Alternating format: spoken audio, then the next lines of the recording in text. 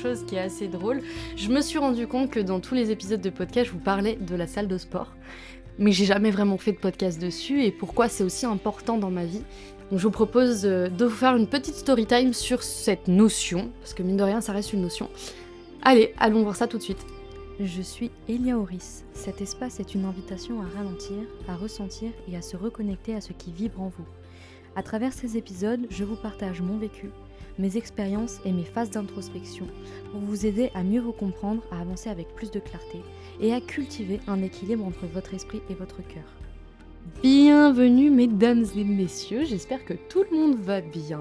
Aujourd'hui je vous fais une petite story time, voilà, sur mon amour pour la salle de sport et pour le sport en général, peu importe quel sport. Et vous allez sûrement vous demander, mais quel est le lien entre le développement personnel, qui est une activité très mentale, de développement mental, intellectuel, émotionnel et spirituel, donc pas du tout physique et sportif, et le sport, et la salle de sport. Et ben, figurez-vous que si, il y a un énorme lien. Bien-être dans le corps, bien-être dans l'esprit. Donc je pense qu'il y a un énorme lien. Bon voilà, j'espère que ça vous plaira. J'espère que les storytime que je fais, ça, c'est pas une source d'ennui pour vous. J'ai remarqué qu'il y a pas mal d'entre vous qui au final réagissent à mes storytime déjà sur les réseaux sociaux. Quand je parle de petites histoires, de petites notions et que je mets en garde sur certaines choses, bah en fait je parle de ma vie, hein, tout simplement. Je prends toujours ma vie, mes expériences en exemple parce que, encore une fois, je ne peux pas parler pour les autres, à part si des personnes viennent me témoigner de leurs expériences. Je peux peut-être faire un espèce de petit diagnostic de leur expérience, mais je ne suis pas qualifiée pour donner mon avis comme une savante exceptionnelle. Ce n'est que dans mon prisme de réalité à moi. Enfin voilà. Après cette petite mise en garde, je vous invite à prendre ce que vous avez à prendre dans mes épisodes et à laisser ce que vous considérez comme étant pas intéressant pour vous, parce qu'on a tous une vie différente, on a tous des ambiances différentes dans nos foyers, on a tous des activités différentes, professionnelles, sportives, loisirs, etc. Et on a tous des attraits différents pour notre vie, donc on ne vit pas tous la même chose. Voilà. Sur ce, c'est parti pour le sujet d'aujourd'hui. Alors, pourquoi est-ce que j'ai décidé de vous parler de la salle de sport? Eh bien, parce que pour moi, je pense que vous avez compris, la salle de sport a été un espèce de salut, une porte échappatoire à ma relation toxique. Ça m'a permis de reprendre le pouvoir sur moi. Ça a permis de reprendre, en fait, quand je dis pouvoir sur moi, c'est surtout physiquement, etc., etc. Donc, j'ai décidé de vous faire un petit peu en chronologie ma relation écho au podcast de la semaine dernière. Non, ma relation avec le sport a été très compliquée. Depuis que je suis petite, depuis que j'ai 3 ans, j'ai toujours fait du sport. J'ai fait de la danse, j'ai fait de la GRS, je vais vous faire toute la liste. J'ai fait du judo, j'ai fait du multisport, donc dans le multisport, c'était un décathlon. Il y avait 10 sports différents, dont beaucoup d'athlétisme et de l'escrime en plus. J'ai fait du tennis, j'ai fait du badminton, j'ai fait, de la gym, j'ai fait, qu'est-ce que j'ai oublié des trucs. J'ai fait de la danse pendant 7 ans, en parallèle de faire du tennis dans un club avec des tournois, en amical, mais en tournoi en poule et cetera. Enfin voilà, depuis l'âge de mes 3 ans, j'ai fait de l'athlétisme, je l'ai déjà dit je crois. Depuis l'âge de mes 3 ans, mes parents ont toujours considéré qu'un enfant bien développé physiquement était un enfant peut-être intelligent. Il s'est avéré que c'est peut-être vrai. Je sais pas si le sport, a un quelconque impact sur le développement cérébral, mais je pense que oui, dans le sens où le sport maintient les hormones à haute tension et maintient aussi une certaine hygiène de vie. Mais quand on parle d'hygiène de vie, c'est on se dépense physiquement. Donc la fatigue n'est plus entièrement mentale, donc ça laisse de la place aussi au cerveau de se développer correctement et d'apprendre et d'emmagasiner des informations sur notre monde et notre développement. Enfin voilà, ce n'est que mon avis, bien évidemment, je n'ai pas la science infuse, encore une fois. Si vous voulez vous renseigner sur les bienfaits du sport, je vous invite à le faire, il y a aucun souci. Justement, au contraire, je pourrais peut-être apprendre de vous, comme vous apprenez de moi, à chaque fois que vous écoutez un podcast, mais en tout cas, je vous donne mon avis. Je pense qu'un enfant qui fait du sport, ou en tout cas qui se stimule physiquement, sera un enfant qui aura plus de facilité, dans l'apprentissage intellectuel.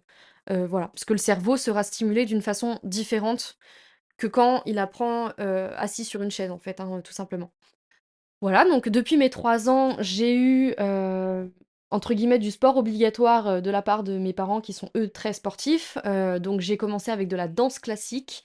C'est un petit peu le schéma classique de toutes les petites filles, on les inscrit dans un petit club de danse classique avec les petits tutus roses et cetera. Et il s'avère que ça m'a pas plu. Il s'avère qu'après ça, j'ai fait du judo, donc rien à voir. Mais j'ai toujours eu un truc avec les sports de force. J'ai toujours eu un attrait, pour ça et d'ailleurs, j'ai toujours voulu faire de la boxe mais mon papa n'était pas, super ravi de cette information-là. Voilà, je suis une 90, hein, donc une des années 90, ça veut dire que les parents étaient encore un petit peu dans l'ancienne éducation. Surtout que les miens, ont des parents enfin voilà, ils sont décédés malheureusement et je fais un petit clin d'œil à ma famille, qui est là-haut au ciel. Mais j'espère que vous êtes fiers de moi d'ailleurs.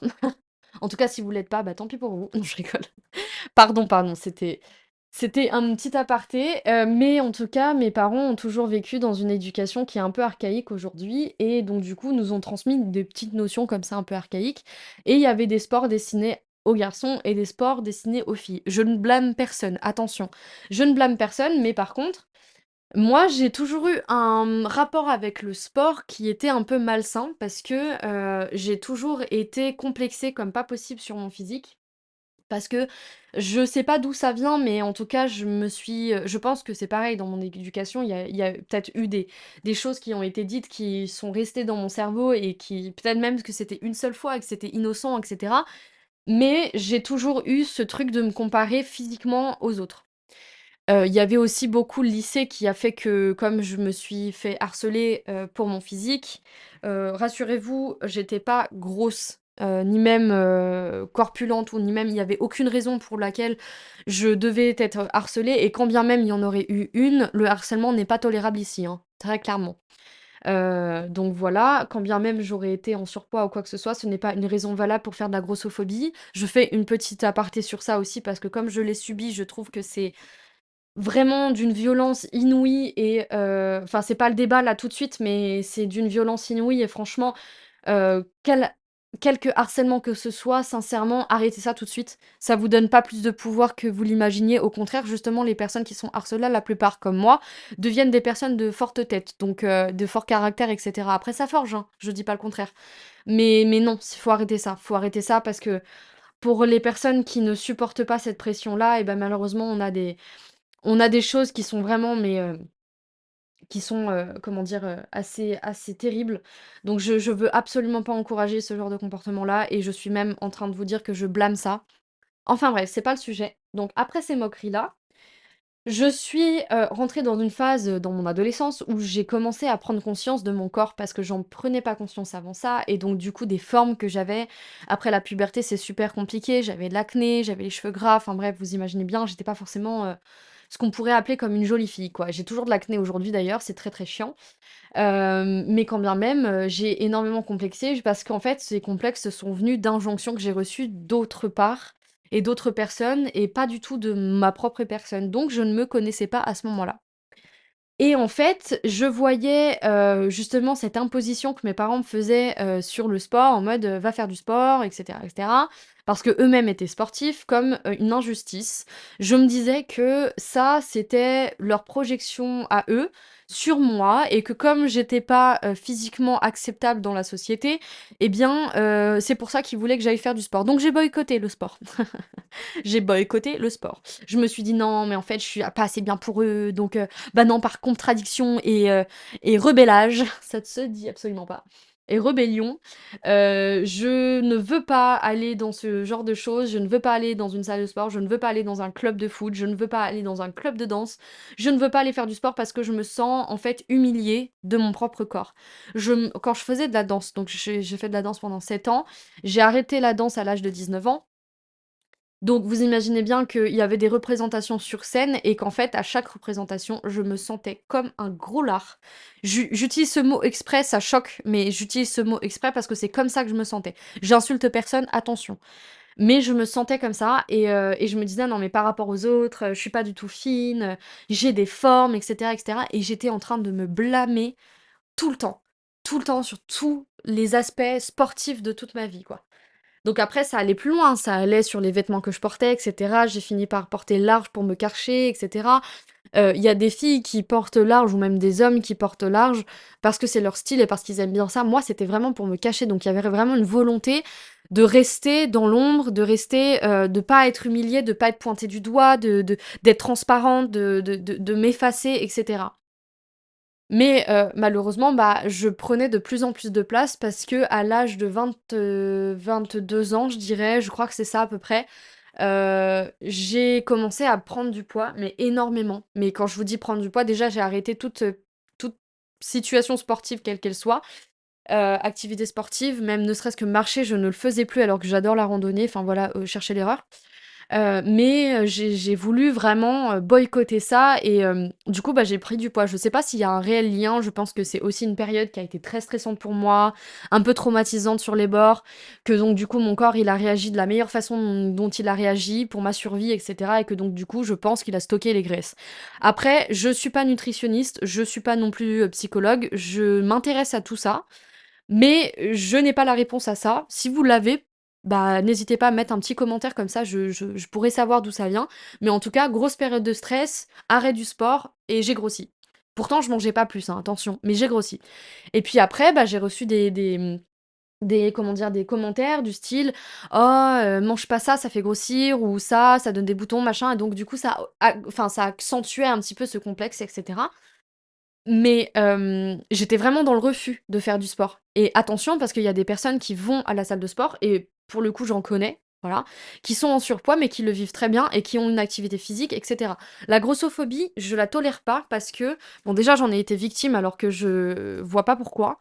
Je vois pas pourquoi parce que quand bien même à un moment donné, j'étais vraiment en surpoids et j'étais vraiment grasse, hein, pour le coup, heu, bah, moi, je me sentais bien pour le coup dans mon corps à ce moment-là. C'est vraiment très bizarre mais comme je ne côtoyais pas pardon, de personnes qui me démontaient ou de gens qui me jugeaient ou quoi que ce soit et qu'à un moment, bah, en fait, j'en avais plus rien à foutre entre guillemets de mon physique et de ce que je renvoyais dans la société. C'est pas que je m'aimais bien, c'est que j'en avais vraiment plus rien à faire, quoi.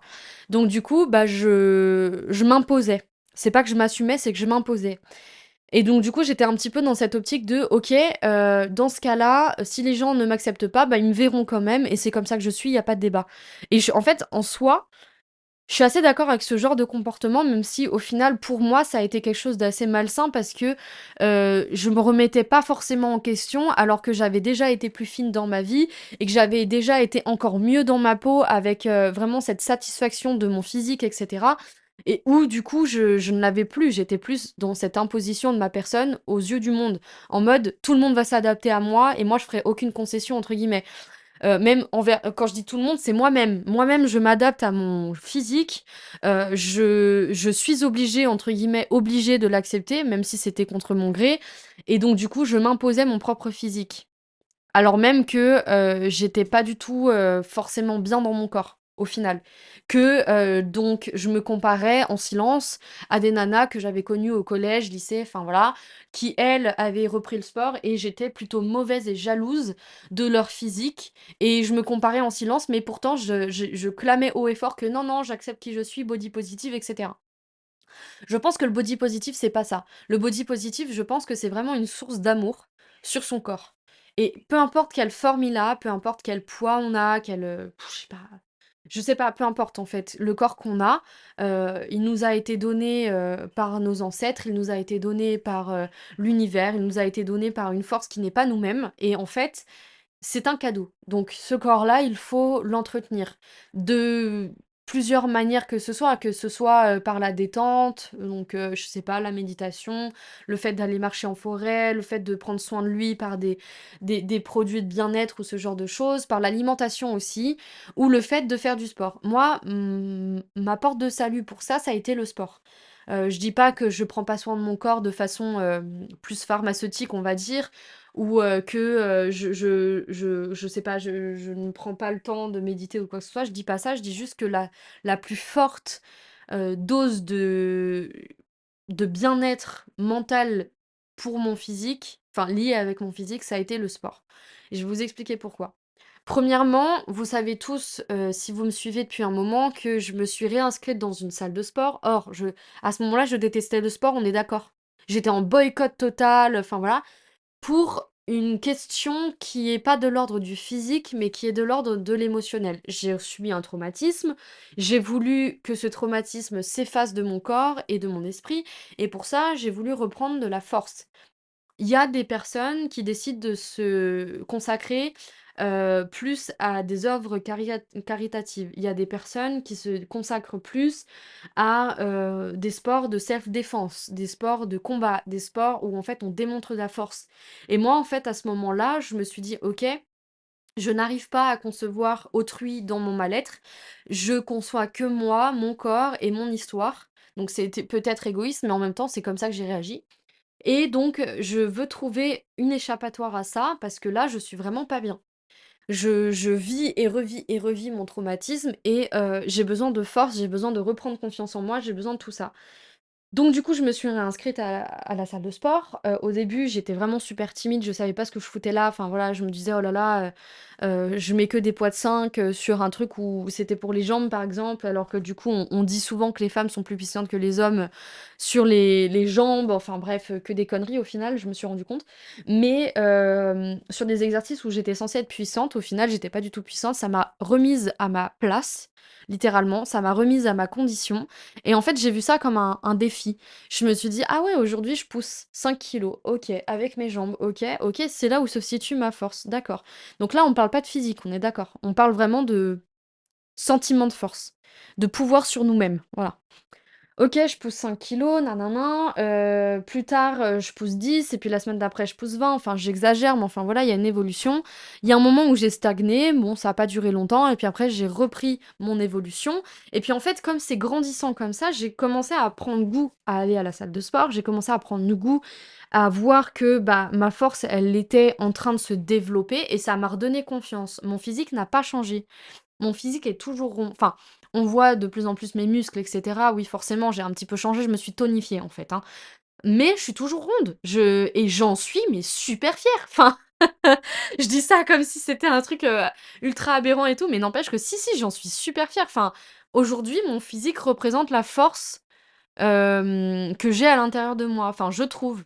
C'est-à-dire que j'ai un physique, enfin, peut-être que selon vous, ce sera pas le cas, mais selon moi, je me trouve imposante, je me trouve puissante, je me trouve bien établie sur mes jambes, je me trouve droite, je me trouve bien, en fait, je me trouve vraiment bien et donc déjà pour cette question du complexe, pour cette question du bien-être mental vis-à-vis de son propre corps, je trouve que la salle de sport et peu importe le sport, en fait, je pense que je devrais intituler ce podcast, vraiment «Le sport», bien-être mental, quoi. Je pense que c'est vraiment, vraiment une source de bien-être. Après, je sais aussi que quand on pratique le sport, quand on fait un effort physique assez intense, et cetera, ça nous libère des hormones qui vont, bah, agrémenter ce bien-être-là aussi au niveau mental. Je sais qu'il y a beaucoup de personnes, ma mère notamment, qui va dans plusieurs salles de sport, qui est aussi inscrite à du yoga, qui est aussi inscrite dans des cours de tennis. Enfin, voilà, elle est très active, physiquement parce que déjà de une elle en a besoin et de 2 en fait, c'est sa manière à elle d'exprimer son énergie qui est en trop. Elle est vraiment, débordante d'énergie, ce qui fait que, bah, tous les hyperactifs pourraient comprendre ça, je pense et donc du coup, elle a besoin de se mouvoir. Si elle se mouvoie pas, c'est une source de déprime, en fait, chez elle. Et je sais qu'il y a plusieurs personnes qui sont comme ça, on n'est pas seuls en fait, on est, vraiment tous, je pense, capables de ça. À un moment donné, quand on est vraiment plus actif physiquement, je pense que on arrive à un seuil, enfin je sais pas, à un moment où on ouvre une porte, un petit peu de la déprime et du non-sens de la vie, ça devient lourd, ça devient voilà. En tout cas, personnellement, parce que là je refais un petit coup de story time, mais personnellement, c'est ce qui m'est arrivé. Il y a eu un moment dans ma vie où je faisais vraiment plus rien. Bon, certes, j'avais repris du poids, donc vas-y, je jalousais tout le monde qui était autour de moi, que je considérais comme plus beau que moi, et cetera. Bon, ça, c'est que j'avais vraiment perdu confiance en moi, mais alors à l'extrême. Mais en plus de ça, j'étais en petite déprime vis-à-vis de plein d'aspects dans ma vie. C'était pas uniquement juste le physique. Je pense que c'est un échappatoire. Le fait de faire du sport, c'est bénéfique aussi mentalement. C'est un bénéfique mental, c'est aussi un bénéfisme pardon, qui est vraiment soulageant. Enfin voilà, c'est comme il y en a beaucoup qui disent que c'est une drogue. Je suis pas sûre qu'on puisse comparer le sport à une drogue, sachant que la drogue est plutôt maléfique pour le corps et pour l'esprit, alors que le sport est plutôt bénéfique pour le corps et l'esprit. Là où on peut parler de drogue, c'est plutôt une addiction. Je fais partie de ces gens-là. Quand je ne vais pas à la salle de sport ou quand je ne pratique pas un sport quel qu'il soit, maintenant, aujourd'hui, c'est vrai que je ressens un petit manque. J'ai hâte d'y retourner. Mais je pense aussi que c'est pas uniquement pour l'exercice physique en tant que tel. Et là, je parle d'une autre chose. Heu, En seconde partie, je vais parler, de l'aspect un peu, social de la salle de sport, parce que là, j'ai parlé du sport en général, machin. Mais en fait, en réalité, moi, ce que j'aime dans la salle de sport, c'est que j'ai rencontré énormément de personnes qui sont adorables avec moi, pardon, et qui sont, bah, devenues des amis chers avec qui, je raconte plein de choses et cetera et en fait, la salle de sport, c'est devenu mon lieu de sociabilité premier. C'est-à-dire que bien évidemment, j'ai mon lieu de travail pour me sociabiliser avec des gens et cetera, mais ça reste mes collègues de travail. Donc j'ai des obligations envers eux. J'ai des obligations de politesse, j'ai des obligations de rendu, j'ai des obligations, peu importe lesquelles. D'une tenue aussi, une tenue, je veux dire, physique, au travail. Enfin voilà, je peux pas raconter ma vie à ma supérieure, c'est impossible. Enfin, quoi qu'il en soit, dans mon travail, j'ai cette chance, mais normalement, c'est pas du tout le lieu, ni l'endroit, ni les personnes avec qui vous pouvez échanger ce genre de choses. En tout cas, il y a beaucoup de gens qui préfèrent séparer leur, vie professionnelle, leur vie perso. Et moi, au début, j'étais un peu comme ça, au début de mon entreprise. Et donc du coup, aujourd'hui, quand je vous dis que je vais à la salle de sport pour cet aspect social, c'est vraiment parce que j'ai rencontré des gens qui sont à l'écoute, avec qui je peux échanger sur des notions qui sont très intéressantes, des personnes qui vont m'encourager. Donc là, on parle vraiment de sport en tant que tel. Par exemple, je vais me mettre sur une presse, donc vous savez, l'exercice pour les jambes.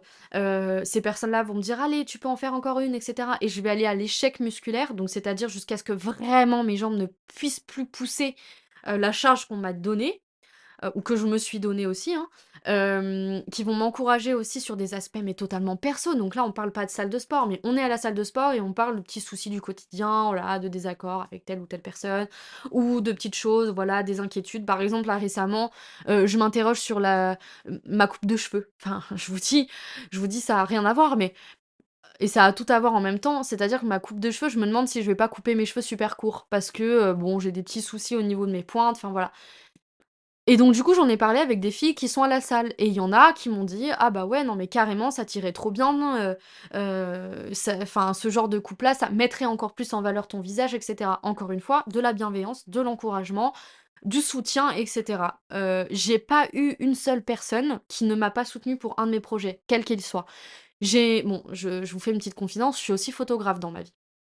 Donc, j'ai fait des photos dans cette salle de sport, parce que ce jour-là, en fait, j'ai voulu aller à la salle de sport pour une question de sociabilité, encore une fois. Je voulais aller voir tous mes amis, en fait, de la salle, mais j'étais blessée et je pouvais pas faire mes exercices. Donc, bah, qu'est-ce que j'ai fait? J'ai pris mon appareil photo avec moi, je me suis dit: «Bah, c'est peut-être l'occasion pour tirer quelques portraits, pour faire quelques photos même de la salle en général», donc des poids, des machines, des trucs comme ça et c'est ce que j'ai fait.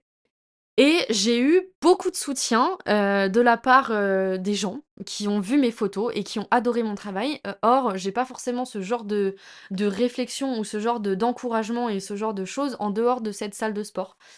Je sais que j'ai énormément de chance, d'aller à la salle où je vais. Je sais que c'est, une salle qui est de taille moyenne. Je sais qu'il y a beaucoup plus grand, notamment sur Paris, ou même dans le sud de la France, enfin voilà.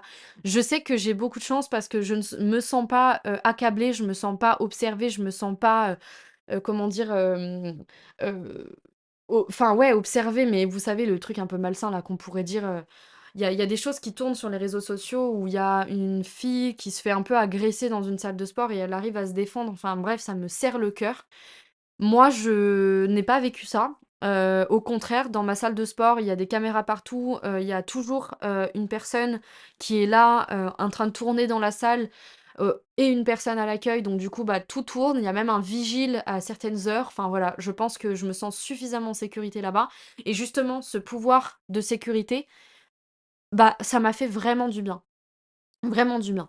Bon, maintenant je vais parler d'une troisième partie, dans laquelle, bah, je vais vous dire le lien entre parce que là je suis en train de raconter ma vie, comme d'habitude, mais le lien moi que je vois entre ça et le développement personnel, la salle de sport et le développement personnel, personnellement, Ça a été un regain de confiance en moi, ça a été un regain, de puissance, ça a été un regain de tout ce que vous pouvez imaginer, même d'estime de ma personne. J'ai même découvert des muscles que je n'avais absolument jamais sentis dans toute ma vie. Donc j'ai commencé à me reconnecter un petit peu avec mon corps et je vous dis, il y a plein de disciplines, comme le yoga où vous pouvez vous reconnecter à votre corps et bien comprendre comment votre corps, se mouvoie et cetera. Mais pour moi, ça a été la salle de sport. Donc dans un point de vue développement personnel, c'est à ce moment-là où j'ai entamé des discussions, où j'ai compris comment fonctionnait mon physique, comment fonctionnait mon métabolisme. Donc ça me donne une certaine force, une certaine légitimité à être là-bas. Ça me donne une certaine aussi légitimité à parler. Je sais pas si vous vous souvenez du premier épisode de podcast que j'ai fait, mais en l'espace d'une dizaine d'épisodes, j'arrive à avoir un discours sur cette salle de sport qui est totalement différent. J'arrive à imposer mes idées, enfin, je reprends de la puissance physique, ce qui me donne de la puissance émotionnelle et de la puissance mentale et donc du coup, ça me donne confiance en moi, une estime de moi et donc du coup, une certaine légitimité dans tous les aspects de ma vie. Je pense réellement que ça j'allais vous dire: «Je sais pas si c'est un lien». Non, non, en fait, je pense que ça a un lien. Je pense que c'est vraiment d'ailleurs même la cause du fait qu'aujourd'hui je peux vous parler, du fait qu'aujourd'hui je reprends puissance, que, je peux reprendre aussi un petit peu, le lead sur mes parts d'ombre grâce au sport. Parce que justement c'est je parle pas du sport extrême, machin truc, non, je fais pas de bodybuilding, juste je m'entretiens, c'est tout. Je fais un petit peu de renforcement musculaire et puis, c'est surtout que socialement, bah, la salle de sport, c'est un écrin de verdure pour moi, très clairement. D'ailleurs, je fais une petite aparté, je veux fais des bisous à toutes les personnes que j'ai rencontrées à la salle, je vous aime trop, voilà. Trop de bisous, trop d'amour ici. Mais, voilà, si je suis capable aujourd'hui de faire ce genre d'acte, d'amour et de parler de mes sentiments et de parler de moi et de mes je sais pas, de mes problèmes, de moi, de mes story time, enfin voilà. Si je m'exprime aujourd'hui, je pense que c'est, grâce à la salle de sport. Si je m'exprime, je pense aussi que c'est parce que j'ai repris de la force. Donc finalement, le sport pourrait être une notion à aborder en développement personnel. Parce que je trouve que grâce à cette salle de sport-là, au fait d'y aller et au fait de reprendre de la puissance en moi, je pense que mon énergie vitale aussi a augmenté grâce à ça, hein, parce qu'on sait très bien que quand on mouvoie son corps, l'énergie circule plus facilement. Malheureusement pour moi, je ne fais aucun étirement et je fais pas non plus de mouvement vraiment pour la mobilité du corps, donc de la souplesse, ce genre de choses. Or ce serait important parce que si jamais si jamais non, c'est le cas, mon énergie augmente, donc il faudrait que je puisse, la renouveler assez facilement et pas la laisser stagner. Et donc du coup, effectivement, la salle de sport pour ça, c'est quand même un vrai lieu de d'épanchement, quoi. C'est vraiment, c'est là, c'est l'endroit où on peut, extérioriser, toute chose, énergie négative comme énergie positive stagnante, regagner de l'énergie positive pour soi. Mentalement aussi, ça fait du bien parce qu'on voit du monde, parce qu'on reprend confiance en soi, il y a des gens qui nous soutiennent et cetera. Enfin, c'est vraiment, pour moi, une bénédiction, je vous le dis. Donc dans le dev perso, si, je pense que la notion du sport, en tout cas, peu importe le sport que vous faites, si vous préférez faire du sport solo, du sport collectif, du sport, de renforcement musculaire ou du sport, plus artistique comme la danse, ce genre de choses, parce que pour moi le sport enfin la danse est du sport. En tout cas, si on parle de mouvement physique, c'en est. Enfin voilà, si vous avez des attraits particuliers pour certaines activités sportives et d'autres non, bah, choisissez un truc qui vous appartient. Mais vraiment, dans la question du développement personnel, je pense que pour moi, ça a été le cas. Je me suis développée personnellement, intellectuellement, émotionnellement et puis aussi, j'ai pu remettre mes limites et cetera. Donc je pense que vraiment ça a été une évolution plus qu'un développement. En réalité, c'est une évolution personnelle peut-être, que j'ai trouvée dans la salle de sport. Et voilà et je pense que c'est vraiment, enfin, une bénédiction encore une fois. Il y a un énorme lien entre s'élever, se donner, la chance d'être la meilleure version de soi-même, et d'aller à la salle de sport ou de faire un sport en général, plutôt que de se laisser aller et je parle en connaissance de cause. Je ne blâme personne si ce n'est moi de il y a quelques années. De se laisser aller et de jalouser tout le monde autour de nous, alors qu'en fait, vous avez un comportement qui est juste toxique. Si vous aimez pas quelque chose chez vous, vous le changez. C'est pas aux autres de, se minimiser ou de se comment dire? De ouais, de se minimiser pour, que vous soyez le plus heureux, en fait. Je vous donne un exemple, à l'inverse, quand vous avez une personne qui se plaint tout le temps de sa vie et cetera, vous avez pas forcément envie de vous minimiser et de lui dire: «Non, mais tout va bien, mais tu sais, nin moi ça va, en fait, finalement, c'est pas si super que ça» et cetera. Bah non, parce que finalement, vos réussites personnelles, professionnelles, financières ou peu importe quelle réussite, même physique ou quoi que ce soit, bah, elles sont tout le temps minimisées, même par vous-même. Donc ça vous donne pas confiance. C'est un aspect, un peu que j'aime pas, dans cette société, la société du non, enfin, j'ai l'impression que toutes les bonnes choses, on doit les minimiser pour pas déranger les autres et ça, c'est vraiment dommage parce que moi, j'ai envie d'être égoïste depuis, bah, depuis la relation toxique. J'ai envie de dire au monde entier: «Bah, si, si, j'ai réussi, tel ou tel truc». Bah, qui même me suivent entre guillemets. Les gens qui vont me soutenir pour ce genre de choses, bah, c'est les gens qui restent aujourd'hui dans ma vie et à qui, j'envoie tout l'amour du monde. Et les gens qui m'ont reproché mon comportement ou qui m'ont reproché d'avoir réussi ou ce genre ou qui ont voulu, que je me minimise alors que je n'en avais absolument pas envie, c'est des gens qui sont partis de ma vie. Voilà, je faisais une aparté parce que, bah, en fait, à la salle de sport, je trouve qu'il y a très peu de gens qui sont partis de ma vie. Au contraire, c'est des personnes que je garde et que je chéris dans mon cœur. Et c'est des gens, enfin, c'est vraiment, des pépites, quoi. C'est des barres de rire à chaque fois que je vais à la salle. C'est des gens, qui vont m'écouter, c'est des gens qui vont me donner leurs conseils. C'est des gens que je vais écouter aussi parce qu'il y a un réel échange et c'est pas unilatéral comme relation. Enfin voilà, c'est des gens que j'aime beaucoup. J'ai même rencontré l'amour là-bas et donc du coup, c'est une personne qui va avoir le même rythme de vie que moi, les mêmes aspirations dans la vie, la même estime de lui-même que moi j'ai de l'estime de moi-même. On se pousse, comme, bah, parce qu'on est sportif, mais en plus dans la même salle de sport, donc on se pousse à être la meilleure version. Parfois, je suis pas très bien, je suis là, je vais à la salle de sport, en fait, je fais la gueule comme pas possible parce que dans la journée, il s'est passé un mini truc. Et je rumine et je suis pas bien, je suis dans mon mental et tout, bah, il va être quand même là, il va quand même me soutenir, il va essayer de faire en sorte que je vais lâcher un sourire, au moins une fois dans mes 2 heures de sport et cetera.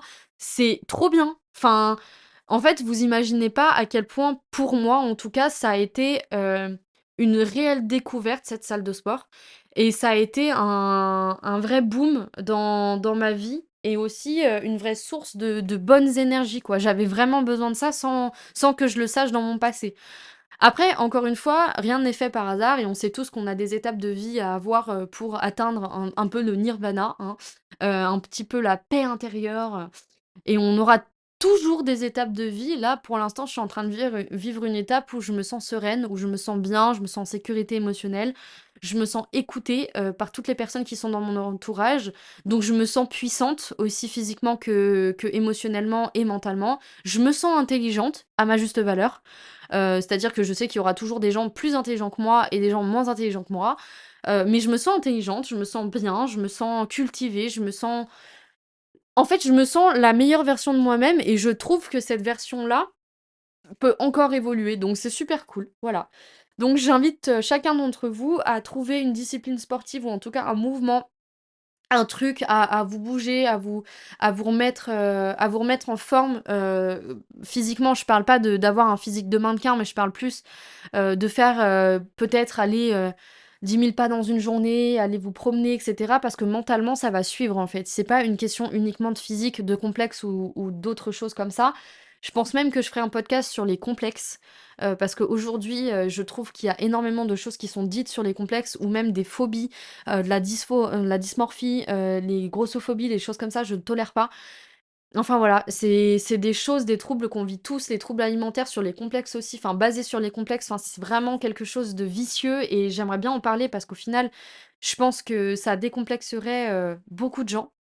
En tout cas, si c'est pas le cas, bah, au moins, peut-être que vous vous sentirez un petit peu plus soutenu. Je pense que moi, si j'avais eu un podcast sur les complexes, sur la salle de sport quand j'étais dans une période où je me remettais en question physiquement et cetera et que j'aimais pas du tout mon corps et cetera. Enfin vraiment c'était le faux body positive. Dans ce cas-là, je pense que j'aurais bien aimé entendre quelqu'un me dire: «Ah bah, j'ai vécu la même chose, mais j'ai trouvé une solution pour moi». C'est toujours, une source de bienveillance quand on a des gens qui nous expliquent que, hem, Bien, ils ont vécu quelque chose qui est similaire à notre histoire et puis, en fait, ils s'en sont sortis.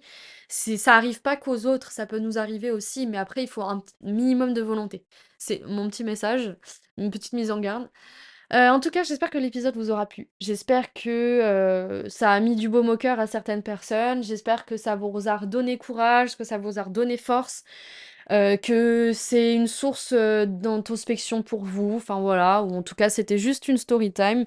Je vous retrouve dès que possible pour un nouvel épisode et je vous fais de gros bisous.